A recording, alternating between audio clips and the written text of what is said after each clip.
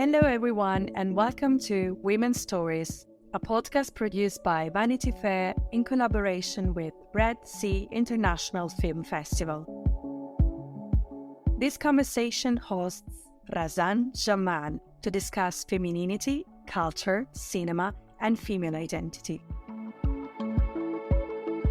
Ruzan Jamal is a British-Lebanese actress who has worked with directors including Oliver Assayas, Toby Hooper, and Robert Guédillon.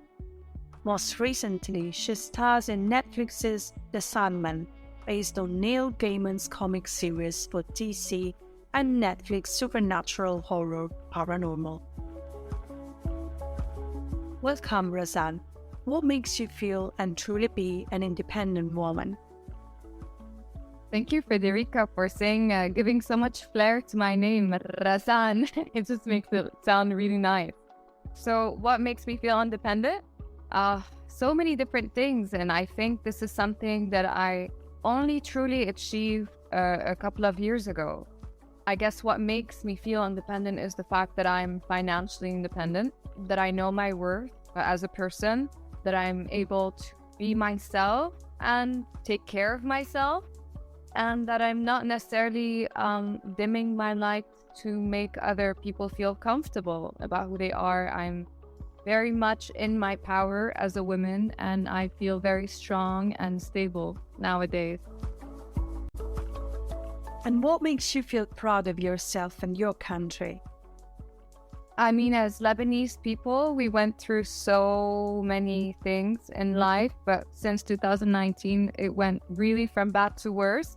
The economic crisis, the whole country collapsing, the financial system collapsing, me personally losing my mom. So the fact that we have known so much pain and loss, and to have been able to use it as a chance to be stronger and softer as opposed to be bitter, that is something that makes me feel proud of myself.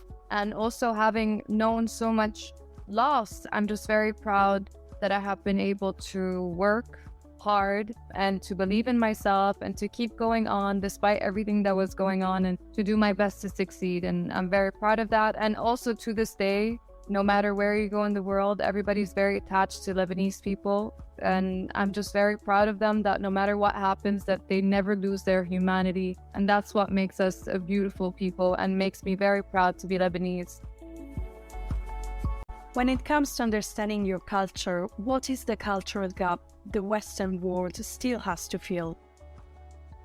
I feel like there's been a lot of progress lately. Like, I have to say that. Like, if there weren't any progress, a girl called Ruzan Jamal would have never been able to play a character called Lyda Hall in a DC Comics. So I feel like there has been a lot of improvement.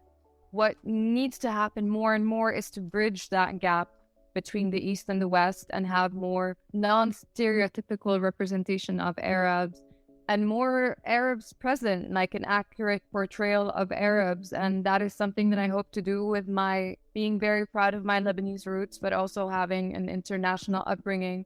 I truly feel like I'm in a very privileged position to be able to bridge the East and the West, and that is something that I do with a lot of pride. So definitely a lot more representation, but we are on the right track. Your work inspires women around the world. How did you find your voice, and how do you keep it authentic? Oh my God. I mean, honestly, I never thought of myself as an inspiration. I very much focus on myself and not on others, no matter what I'm doing. So I never pretend that I know what I'm doing or that what I'm doing is better than others. I just focus on me and try to do the best that I can.